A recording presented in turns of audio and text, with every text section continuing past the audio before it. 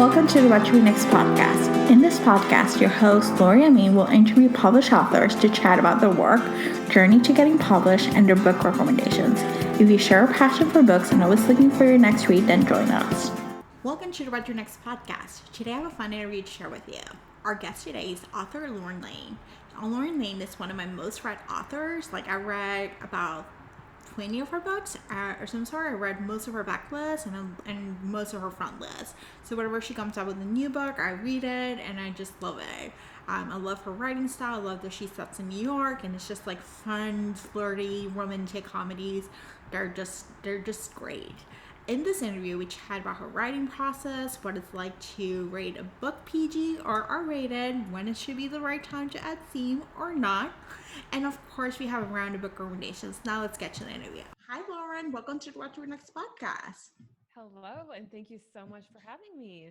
So happy to have you here. So tell a little bit of yourself. So, sure, I am a contemporary romance author. I live in New York City, and most of my books, kind of not intentionally, but most of my books happen to take place in New York City just because that's where I found my inspiration.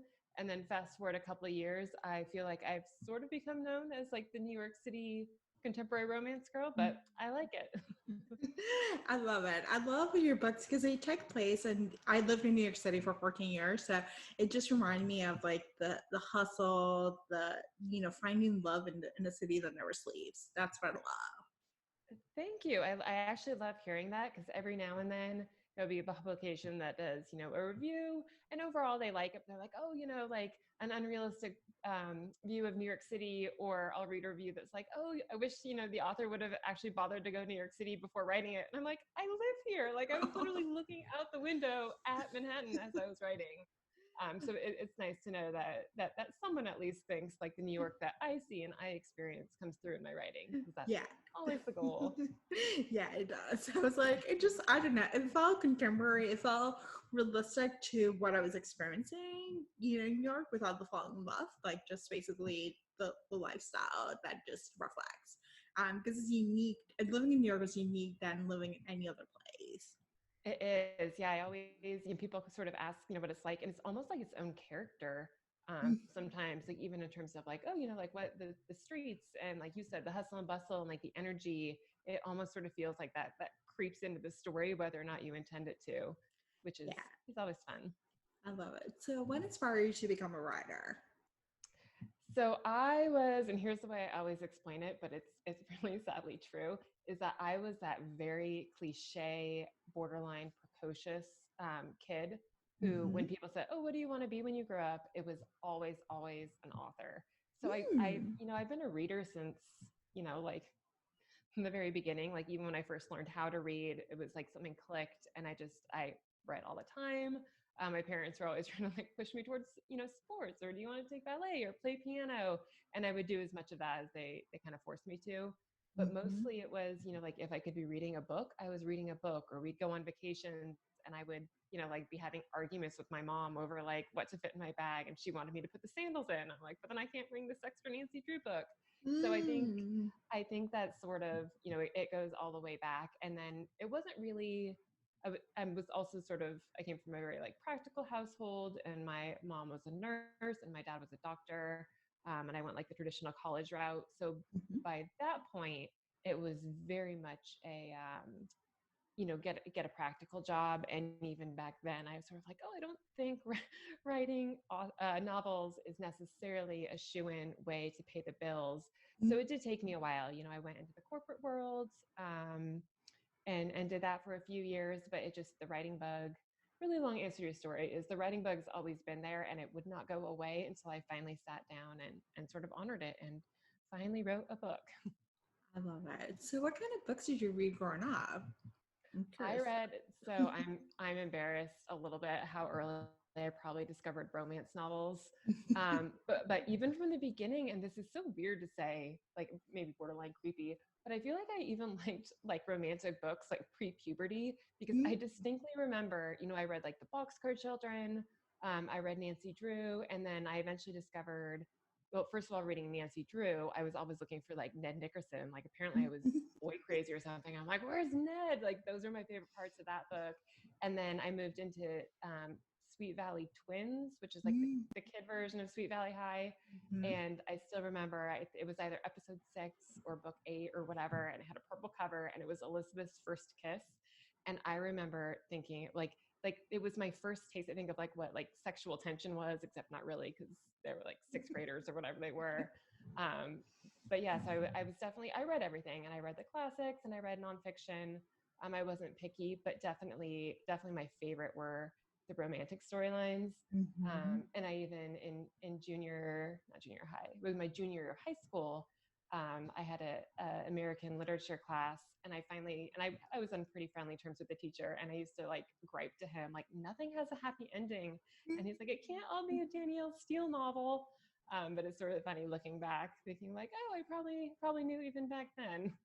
Yeah. Oh my gosh. She had the seed planted. I think that's like so exciting just to see, something that you as a child you like, and then being able to turn it into a career years later. Yeah, it's sort of, it feels meant to be a little bit. I know a lot of people discover it later, and I think that's great. But I sometimes think like, well, I can't imagine.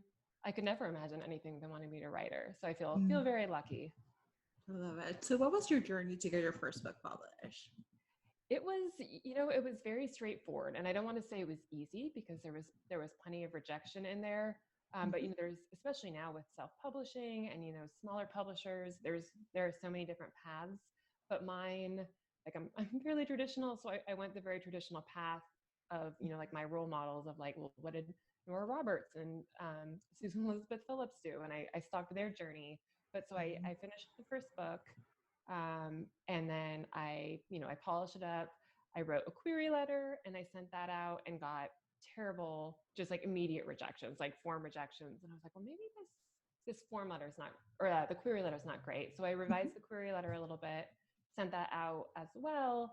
And then I was, getting a few more rejections, mostly a lot of silence.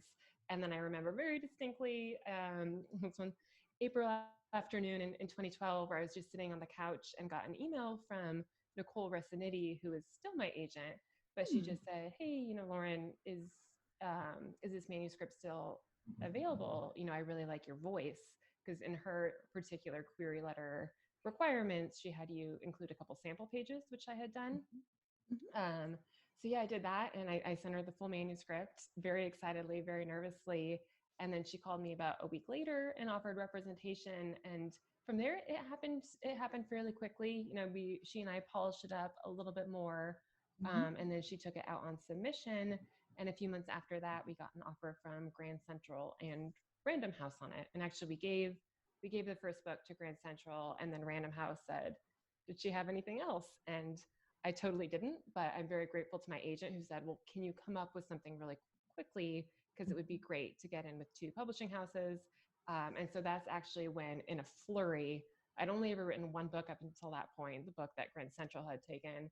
And I wrote After the Kiss with this sort of very last minute idea to like, well, what if I wrote like a cosmopolitan inspired New York City book? And I had just moved to New York City. So it was like this whole flurry of, can I write a book in a month? Can I write a New York City book when I barely know it? And then we did end up selling that to Random House. So yeah, it really was the old fashioned, like write a book, write a query letter, get an agent, and then the agent takes it to the publisher. I love it. After the Kiss was my first Lauren Layne book, and I just remember loving it because it was set in the magazine, which I wanted to work with, and it had friendships, it had New York City, and it was just like such a lovely book. So thank you. I have to say, like it's always sometimes awkward to think back at like those early books, and I'm like, would I have changed anything? And I don't really let myself go down that path, even though there are some books where I'm like, I might have tweaked this or that. But After the Kiss is one where I would leave it just as it is. Like it had a very sort of like organic, fresh, imperfect probably, but it was just fun to write. I love it. So you mentioned that you publish for multiple publishing houses. What's the process like, and what are some of the challenges? Yeah. So, well, the biggest the biggest challenge, if I'm going to be super candid here, is once you get your first book, which is very exciting. But once the first book is published, then you start having the pesky fact of you actually have sales data behind you. So when you're a debut author, not that it's easy to get a book deal, because it's definitely not. But then when you want to get subsequent book deals, even if it's with that same publisher, they obviously are going to look at your sales track and say like, well, how did this sell? And so honestly, my first books, my first couple of years of my career didn't sell particularly well. I wouldn't say they were like complete bombs, but they were not big sellers. Um, didn't I didn't have a very big advance, and I barely even sold through my tiny little advance. So the biggest struggle early on was sort of like hoping and praying, and my agent gets a lot of credit for basically saying like, hey, can we give Lauren, another chance? Like, let's, this is her brand. So that rejection is always the hardest part. I really did think that, oh, once you got your agent and your book deal, that it was going to be great and your career would just keep growing and you'd be the next Nora Roberts. And that is very far from the truth. Even today, like I'm almost, I think, 10 years into my publishing career. I've got 37 books, and even now I get rejected all the time when I submit new books. You can even make like the USA Today bestseller list, and you finally think you're there, and then you give them the next book and they're like, no, we don't want that one. So that, it still does get discouraging. A little bit, I think, easier mentally knowing that if there is a book that gets rejected, there's obviously self-publishing, which is such a viable alternative. If nothing else, just keeping my spirits up, so to speak, that's helpful. And then I would say the other challenge is finding an editor and finding a publisher. And to be clear, I think they're all great. But their job is really to get sales. Like they have a job as well, and they have sales goals to meet. And for me, I really see my job is like writing Lauren Layne books. So staying on brand, telling the stories that I want to tell. And that doesn't always overlap with what publishers are looking for. So it's definitely, finding that balance between not necessarily what will sell well, because I quite honestly try not to even worry about that, but finding an editor who believes enough in your voice and your style to say, okay, we can give this book a shot, even if perhaps it's not in vogue or isn't what's trendy or isn't what's in the Amazon bestseller lists. It's fascinating. I think it's when you think about the publishing world, you think about just books and just finding stories and falling in love, but then it's a business too. And so thinking about the sales and what gets tracked, what gets, shows up in different lists in different places, how does it actually trickles down, into what gets published or not. So let's start by writing. So do you follow an outline or do you see where the story leads you? Oh, that is a good question, because it used to be, if you would have asked me probably 5 years ago, I would have said, absolutely, I follow an outline. And that is still mostly true. I would say probably like 80, if not 90% of the books that I write, I at least know sort of the key turning points, as I call them. So sort of like a third of the way through the book, halfway through the book, and then, the dark moment. I always sort of know what those are. I like to make sure I at least have enough scene ideas so that I don't, hit say like chapter 4 and all of a sudden be like, oh, I don't have enough happening, or I don't know what happens next. So I usually do like to outline, because it helps avoid sort of that tricky middle part of the book. But there are a couple books, and I don't really know why certain books are different. I haven't been able to predict, but some books really just kind of beg for me to jump in and see where they go. And it's sort of a mixed bag, because I have done that a couple times and it's had really great results, and they've been some of my favorite books. And then there have been other books where I just jumped in and I got to the end and I was like, well, this is a mess. And then my editor and I had sort of a heck of a time. Like, you almost feel like you have to unravel it and figure out, okay, what's the actual storyline here? What are the characters actually after? So that's a long-winded way of saying both. But mostly outlining, I just try to not force myself to outline. If I don't feel like outlining, I do allow myself to kind of dive in and see where the characters take me. That's an exciting way, just to do it in a place of alignment, a place of flow, as opposed to a place of pushing, making it work, Yes, exactly. And it took me a while to learn that. Early on, I really thought if a book felt different than the book before it, that maybe something was wrong or that something was broken. And the further I get along, I realize it is just sort of trusting your trusting your gut and letting go a little bit, and sort of saying, okay, like, what am I in the mood for? Like, what feels like it's going to turn out the best story, which is always my goal, is not so much following a certain process or aiming for certain word count or goal, sales goals. It's just sort of loving the story. I figure if I love the story, there's a chance that at least one other reader will as well. Mm, I love that. So you have written multiple books and 37 books, which is amazing. And you write, sometimes you have 2 or 3 books coming out in the same year. So my question is, do you plan ahead, have your book ideas, or do you just write them as they come along? I wouldn't say that I plan ahead so much as my agent and publishers, because I do write fairly quickly and I write for multiple publishing houses. Yep.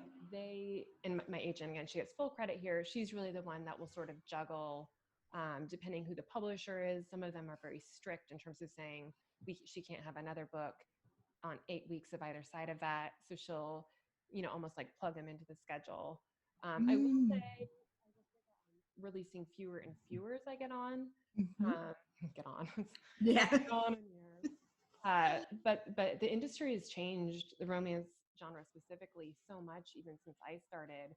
Whereas kind of in 2014, 2015, 2016, right as my career was taking off, but right as it was really building momentum, it really made sense to release as many books as possible. Mhm. And I did that. I think I had maybe 7 books in one year. I know at least once I had 6 books in a year, which in hindsight now it just seems crazy because there are so many romance books on the shelf. Yeah. But the virtual shelves, I don't I don't think it makes as much sense anymore because it sort of all feels like noise a little bit. Mhm. So I am trying to be a bit more strategic, and I know that disappoints my readers. They're like, you need to write faster. But I'm just trying to make sure that each book doesn't get lost in the fact that every Tuesday we have 20, if not 50 romances are available, and sort of making sure that like I don't get stressed, publisher doesn't get stressed, because it's not really worth it anymore to do that frantic. Oh my gosh, like I used to freak out if I had, I think, 6 months between releases, and now I'm a little more like, a year will be fine. I think it was disappointing to your loyal fans who wait and rave about your books, but I think it's understandable just to give a breather so you can promote the book, and share about it and have other readers find it, as opposed to being like, and here's all the stuff. And you have a backlist that if they discover your writing, they can go back to other books, and dive into it. Exactly. And the other thing I'll add too, just so readers don't get too mad at me, when I was releasing sort of the 6 books, not 7 books a year, whatever it was, those were mostly when I was writing the ebook only for Random House, Mhm. and that they were just able to move so quickly. And now it seems crazy, but I could give my editor a book, 5 months before release date, and they could turn it around and get it copy read and proofread and get the cover done. But now that I've moved more in the print direction, they're really looking at more like, a year, if not sometimes for the ones with gallery, which are the trade paperbacks, like in a perfect world, they love them like 18 months in advance. So it is that's changed a little bit as well, just in terms of my workflow is very different than it was when I was releasing the ebook only. So, what it's like to write a book and gets published? Because you've written books or ebook only, you mentioned that, but you also now you have the trade paperback. What it's like now to have trade paperback books, or you get to see Barnes and Nobles and different bookstores?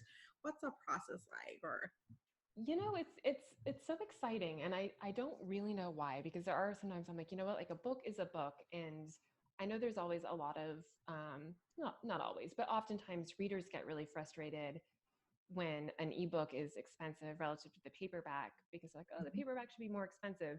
And I agree to the extent that you're paying for the shipping and the printing and all of that extra effort. But for me as an author, like it's the same amount of work, whether it's an ebook only or it's a paperback. So I'm like, of course I don't want to release it for 99 cents and I get whatever tiny little sliver of royalties. But so I've been telling myself that for so many years. And then all of a sudden I got the paperback books and I'm like, oh, it's different. Like there's something about that paperback element. I don't know if it's because it's old fashioned or, all of my early writing heroes, I read all of those on paperback. And as much as I love my Kindles, having that physical book on my own bookshelf, or as you said, Barnes and Noble. It is kind of surreal to go in and walk into a Barnes and Noble and see, a table and like, there's my book. So yeah, it's fun. I sometimes don't really know the psychological reason between why that's so important, but I don't actually think that I would go back to writing ebook only, just because, that reward is so important, I think. Yeah, I like the fact, like, I usually buy the book on ebook or I may get an advanced reader's copy. And then if I love the book, I love buying the book and just having it just as a keepsake for some reason. It just, they feel so good. I think, and in the world of Instagram where we market the books, having a trade paperback, it does much better than an ebook copy. So, Yeah, there's just something, even when I'm taking like my own pictures of the book, and I used to do, get like strategically placed, and I would have my iPad and I would get like flowers and a glass of wine and pull up the cover. And it's just not the same as being able to set the paperback down next to my glass of wine and the flowers. yeah. That just screams book and author and reading to me in a way that the Kindle doesn't quite, convenient as it is. And I do have a Kindle and I do read on that, but Yeah. All right. So, how do you organize yourself as a writer? How do you keep track of your ideas, inspirations, characters? Or when it comes to series, how do you keep track of all the characters and tidbits about the story? So series, I'm not as organized as I wish I were, or rather, especially in the case of Stiletto and Oxford, where that, for those that don't know, that's a 4-book series plus a 5-book series. It's kind of a 9-book series, but that really did start out as just a 3-book pitch. And that was my first ever book. So I didn't know what I was doing. I didn't really take notes. I certainly wasn't keeping track of things like characters' ages and middle names. And then however many, I think it was, 3-4 years later, when I was reading those later books in the series and trying to remember, like, wait, what color were Julie's eyes? Like, are they blue or green or hazel? And then it was just such a pain to have to go back every time I had one of those questions and, dig through the style sheet or go through the manuscript. So the honest answer is I don't do a great job organizing it, but I am getting better in terms of, character details. That I really try to keep an open document just on my computer as I write. And it's not fancy. It's just if I type a character's name or a proper noun or a setting or anything with the description, I'll just really quickly, unless I'm really in the zone, but for the most part, I'll try to really quickly just scribble something down so I don't forget it. In terms of ideas that I have, again, it's not fancy. I use Evernote usually. And when I get an idea, I just jot it into the same note. Sometimes I'll make a star next to it if it's an idea that really keeps coming back to me. Because, there's ideas coming through all the time. And the trick is figuring out, okay, which ones should I make time to write? Because time is more the issue than the idea. So yes, it's just kind of a good old fashioned list. But I do try to be fairly organized now as I've gotten more along, because it's frustrating when you lose those character details and then all you want to do is write the book, but you have to go figure out, like, oh, did so-and-so have a baby? Like, did I make them pregnant at one point? So those little details are tricky. Yeah, I can imagine. And especially when you're writing books like multiple books and you have to go through the process of like just going back to it. So organizing is a good system to have. Absolutely. So do you share your work along the way or do you wait until it's completed for others to read? I've never, well, first of all, when I was first writing my book, I was so, I think, intimidated, just because writing in general is scary, but writing your first book, at least I was just terrified, to the point that when my husband, who's like the nicest, most easygoing, least judgmental person on the planet, but if he would even be within like a 10-foot radius of me when I was working on this first book, I would slam the laptop shut. And he's like, "But you think I have like binoculars and I'm trying to read it?" But I mean, like a little bit, I'm not quite that crazy now. But a little bit of that has carried over, where I don't actually really want input on the book until I get to the end. And I think I've always been, I guess, kind of a lone wolf in that way, but it's important for me to tell my stories my way. And even with my author friends, I very rarely collaborate unless I'm really stuck. Maybe if there's something like, oh, this hero, is just not as nice as I want to be, or not as sexy as I want to be. Like, what's wrong? every now and then I'll bring in an author friend. But for the most part, I keep it very close to my chest, and then it goes to my editor, and she has some input usually and revises it, and then it really goes to the publisher, and until it goes up on NetGalley, and again, that's all controlled by my publisher. Nobody, not even friends, really see an early copy. Interesting. So I see that you're putting together a Pinterest course for authors. How do you use Pinterest as a promotion, inspiration, and why should authors pay attention to Pinterest? So yes, one of my favorite topics. Hopefully, I won't stop me if I talk about Pinterest too much. But Pinterest is actually my interest in that sort of came when after Facebook pages all of a sudden weren't performing as well. This was a few years ago, and then for a while Facebook groups were all the rage, and then it was Facebook ads, and then Instagram and Bookstagram and book blogs, and there were all these different elements, and they're all fantastic, and a lot of people see really great success. But I just kept thinking, okay, this feels a little bit done. Like how can I make this fresh? And I wasn't coming up with any ideas, quite honestly. And then at the same time, I had a Pinterest account that I loosely use just for, I don't know, whatever.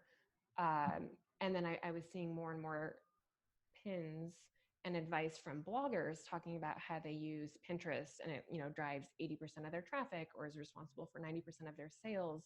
And I just sort of had this thought of, well, that's odd, because most authors will tell you, oh, Pinterest doesn't do anything for the business. They'll maybe pin character inspirations or dress ideas or whatever it may be for their own personal use or kind of like a reader bonus, but it's not really seen as a business tool.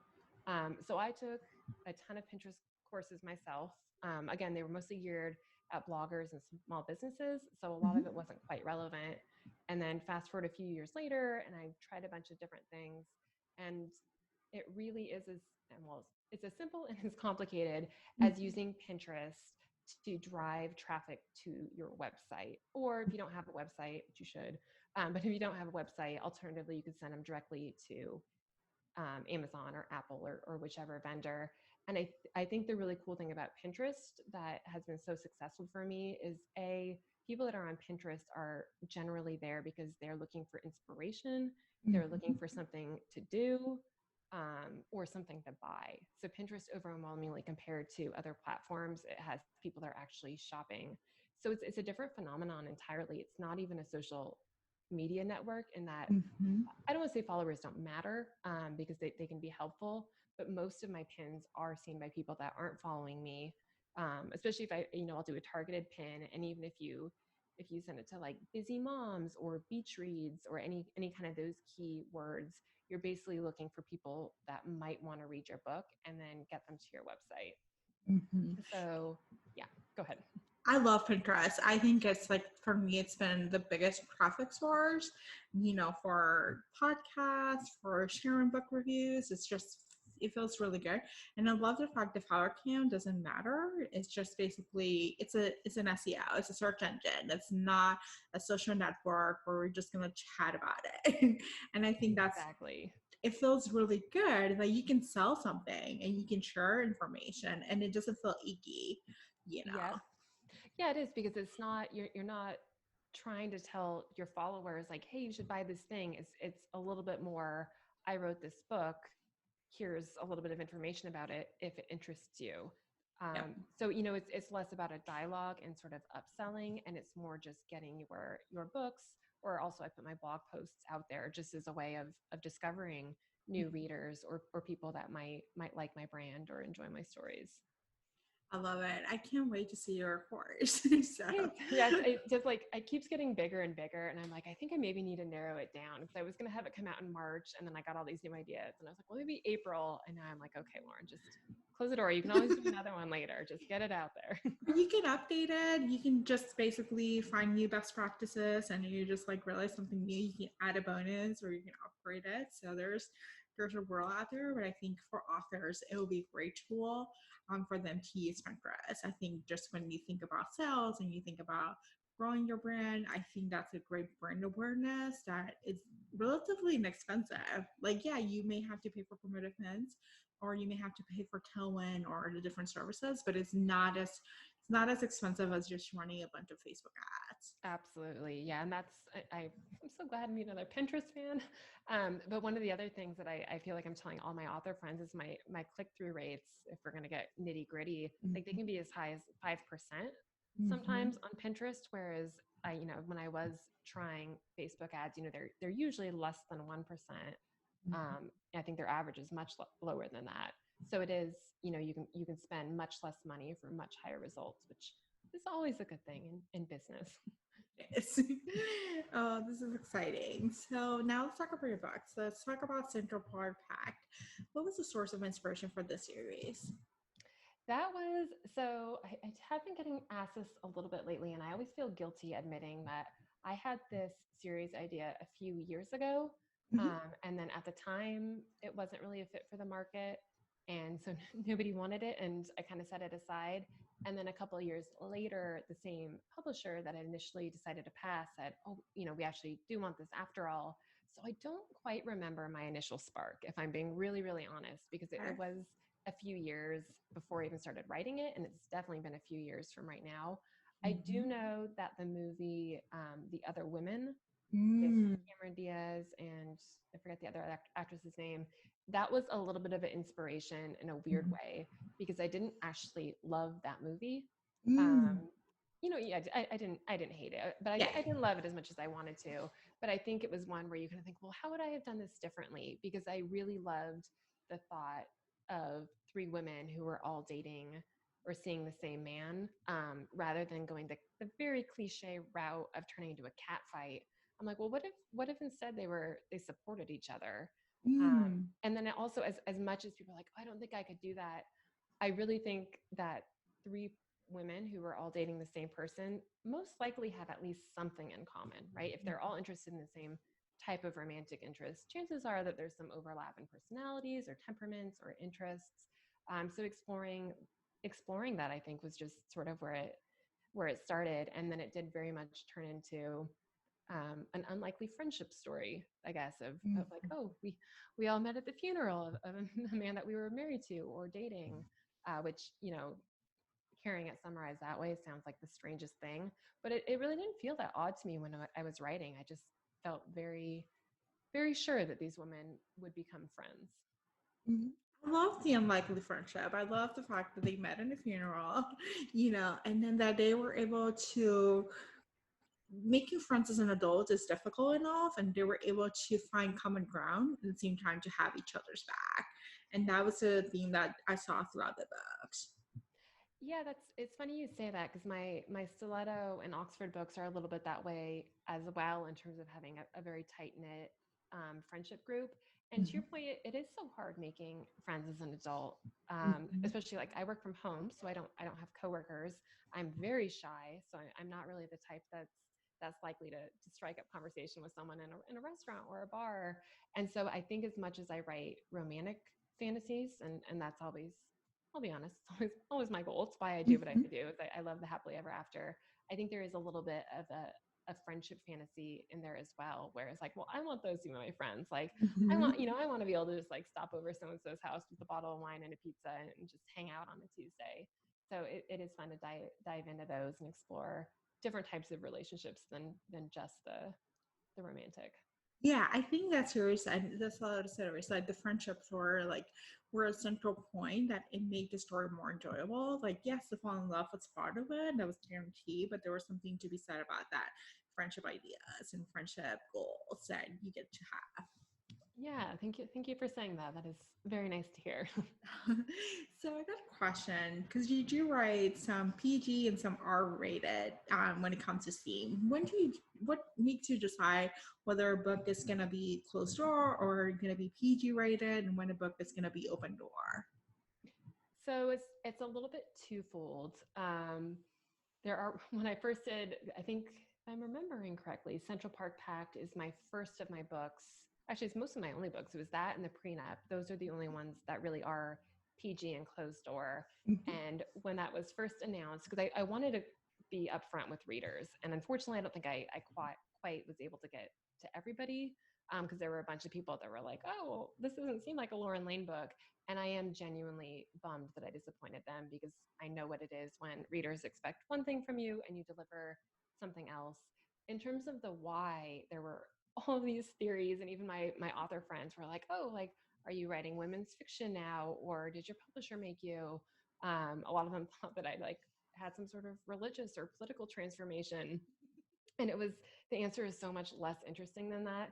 And it was as simple as I was a little bit bored writing the steamy scenes. I just sent, they're hard. I don't want to say that they're the hardest thing to write, but it is hard to make them feel fresh, especially when you've written, 30 books as I had.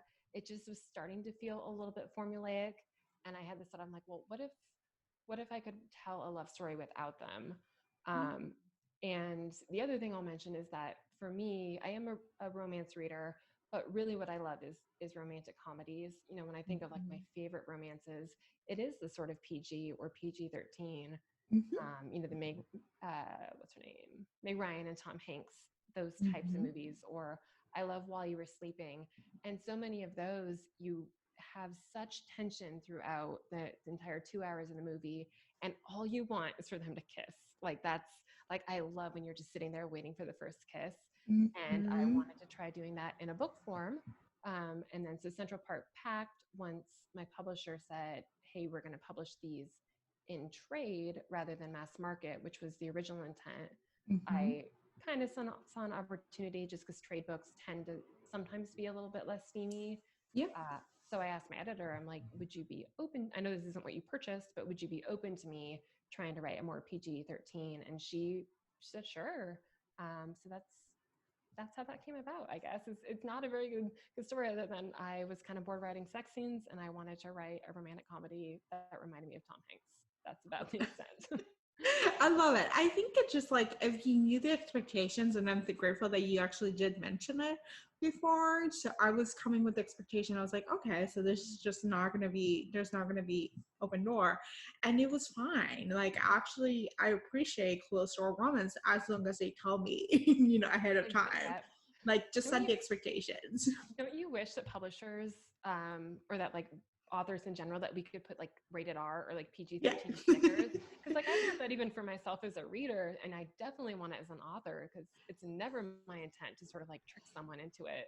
But can't you guys just write like no sex on the front so everybody knows? Because it goes the other way as well. I would say the majority of my readers were like, oh, I miss the steamy stuff. They tend to be used to the sexier books. But there's also an entire group that's completely the opposite, where they discovered Central Park Pact first and then went to read my other stuff and were just horrified because they're not interested in the steamy.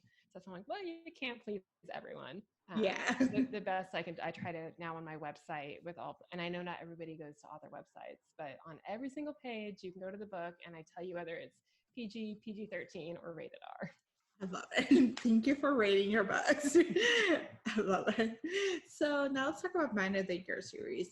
So I got a question. Are these interconnected series, or they're standalone featuring a different Man of the Year? They are standalone, but that actually wasn't my intent. So this is another one where I had the idea a few years ago, the idea of basically People Magazine's Sexiest Man Alive was what I was emulating. Wanted to feature 3 men that were highlighted there. And originally I was thinking that, these men would know each other in real life as well. Because I have a politician, I have an athlete, and then I have a businessman. And it is, at least when I was in the planning stages, absolutely conceivable that they, all living in New York City, all being very wealthy, that their paths may have crossed.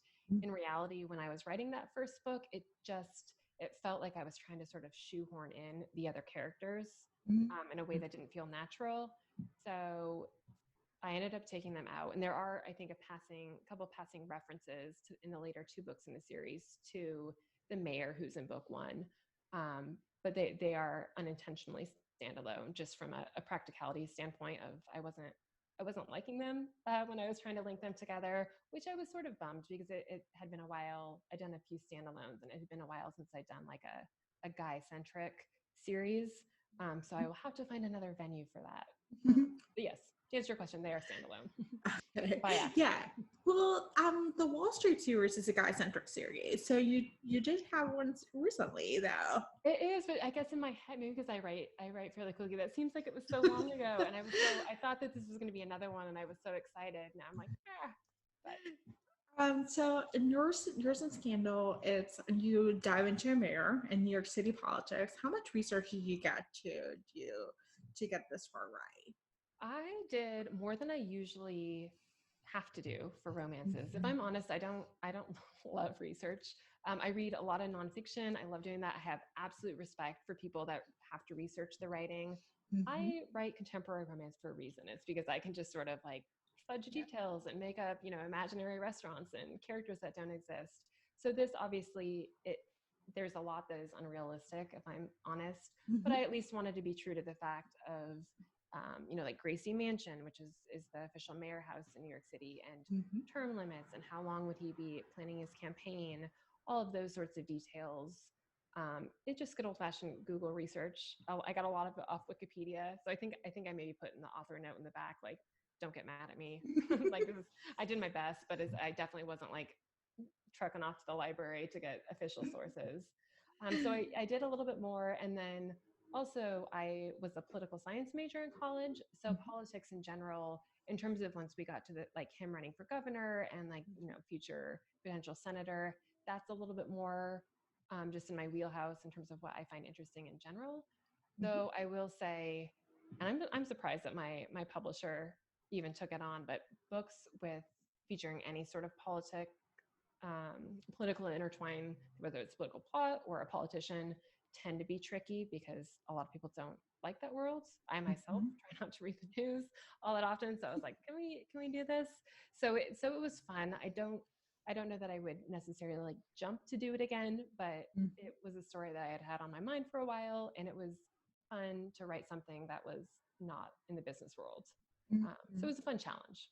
So the next book is an athlete, but you actually made changes. I know you shared this. You made changes based on the cover model for yours to keep. What was the process to make updates, to a book that arcs may have gone out and whatnot? Yeah, it was, luckily my publisher was pretty game, but they sent over a bunch of different cover models, and I knew, and this is different for me because most of my cover, from Lauren Layne books, they almost always have a guy in a suit. And I love a guy in a suit. So it was a little bit weird when I was like, I don't think we can do a suit for this one. And they were like, no, definitely not doing a suit for this baseball player. So they sent over a few, and that was definitely the guy out of all the ones I sent. I'm like, oh, that's absolutely Carter. And then, we picked like the color and the background image. And it actually wasn't until I sent it to Rachel Van Dyken, who's a good author friend. She was like, oh, you finally did a hero with a tattoo, which I was like, oh, because she and I talk about all the time. She has all of her heroes have guys with tattoos, and mine never do. And I hadn't even really registered it. And I'm like, well, I wonder, it's a pretty obvious tattoo. I'm like, I wonder if I should include that. So I kind of sheepishly texted my editor over at Montlake, and I'm like, do you think I should add a tattoo, even though this has already gone through copy edits? And she was like, yeah, I think we need to do another round of copy edits. So it wasn't actually that difficult. My developmental editor, who's the one that actually helps with the story, she actually had a great idea of a couple scenes where we could mention Olive noting this tattoo. And in terms of the kind of the logistics on their end, they it was probably a little bit of rework for them, but for the most part they got it done, and hopefully the final version has a couple tattoo references. I love this. So what can we expect for yours to keep? Good question. Yours to keep, I'll be honest here, and this is breaking news that I haven't really announced anywhere else. Yours to keep is probably going to get delayed a little bit. It's currently supposed to be out. The official date is sometime in January. I think we're maybe looking at sometime in February, March, only because with this whole global pandemic, being quarantined, I was having a little bit of a hard time getting inspired writing romantic comedies. So I've actually written probably 4 versions of this book. And I kept telling myself like, oh, it's just, it's not the right book. It's not the right book. Write it again. And the last one, I turned in to my editor, and it came back to me, and I realized I still wasn't loving it. It was fine, but I have a pretty firm policy in place where I never publish anything that I'm not absolutely proud of and excited for. So I called my agent and said, hey, can we just set this book aside for, a few weeks? And she said, absolutely. The publisher said, absolutely. And I think it might just be a function of living in the middle of New York, where it'd be like, I'd be trying to write the book and I'm trying to write Jared's story, who's the hero. And then you have the cops coming down 42nd Street outside my window, yelling at everybody to go home. So it was just a little bit odd, trying to write this very fun story when the world around me was so tense. So I'll just say I'm putting it aside right now. It is absolutely happening. I don't even quite know if the story that I've been talking about in terms of the premise will hold true, or if I'll rewrite it entirely. It's a big question mark. I think it's an interesting time. We're in the midst of a pandemic, and so and you're in the epicenter of the pandemic. So it's an interesting time to expect to write rom-coms when you're just like the world is sort of ending, So Yeah, thank you for understanding, because I've been nervous about announcing it. So I'm like, well, this is a good place. I only have to tell one person, and then she can spread the news out to the world. But yeah, it was. I think I noticed when I was starting to write, like when I'd have the hero and heroine getting close to each other, and when my thought was like, oh, they can't do that. It has to be, they have to be 6 feet apart from each other. And of course, you can then edit that out, and I did. And then there were a couple times where New Yorkers, the story was taking place in Rhode Island. But Jared lives in New York City. And at the time in real life, New Yorkers couldn't cross into Rhode Island without getting pulled over if you had a New York plate. So then I accidentally started writing that into the plot, because that's what would happen if somebody was trying to get into Rhode Island right now. And I had to pull that out. And long story short, I think I just want to be able to write a book that maybe doesn't have as much of my current headspace going into the story. I feel you. I think our readers are going to be disappointed, but I think they would be more disappointed if I was writing Jared's story as this very tense quarantine, him getting pulled over by the state patrol. Yeah, I don't think we want to. We're living through it. I don't think we want to read it. I think I have serious questions about books in quarantine. Like, I know there's a couple of books popping up, but it just doesn't feel like I just don't want to experience it. In my books, like books are an escape. They're not. I read romance because it's an escape. It's not telling me what's happening in the world. I agree, absolutely. Whenever somebody sort of mentions a romance novel that in the terms of, oh, it's not realistic, and I'm like, well, it's not supposed to be. I'm guessing that a lot of authors are like me, are like, no, we absolutely write the fantasy, and we write to escape as much as we read to escape. Yep. Yeah. Awesome. So now let's go to a round of book recommendations. This is an opportunity for you to share with our audience what they should read next. What is your favorite genre? My favorite genre? Oof. I hate kind of admitting this because everybody wants contemporary romance recommendations. I read Regency romance almost exclusively. Yay! Me too. So I honestly, my husband jokes about this because we share an Amazon Kindle account. He's like, how many books about Dukes can you read? And I'm like, oh, if it says Duke on Tuesday, I'm like, I will buy her Earl, or give me all of them. So those are my favorite. They're my go-to. So who are your go-to authors? Well, Lisa Kleypas is a classic. And she's sometimes I'll even reread her older stuff just because she's fantastic. I love Vivian Lorette, who is a little bit newer. Julia Quinn, Eloisa James, honestly, sort of all the ones. Sarah McLean. I think I read them all. I don't think you can name a Regency author who I would not read. But yeah, Lisa Kleypas is always probably the one that I really, really go crazy for. Oh, Caroline Linden. Yeah, all of them.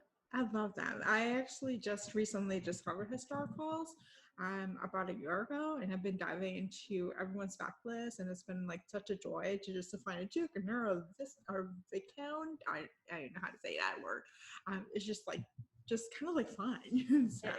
It is fun. And I think I'm always a little bit, I've tried to write one and it came out terrible, but I'm still always jealous of them because in that world, you can always put the characters together so easily because there's always like a ball or, they would go for a stroll together. or like, he could come calling on her mom or Mhm. whatever. Whereas in contemporary, it's a little bit harder because everybody has cell phones, and you're like, realistically, like so and so would have just texted someone else. Whereas, like back then you have the old romance of, oh, you have to get the horse and carriage and go for a drive. So I love everything about it. I love it. What are your top 3 favorite books of all time?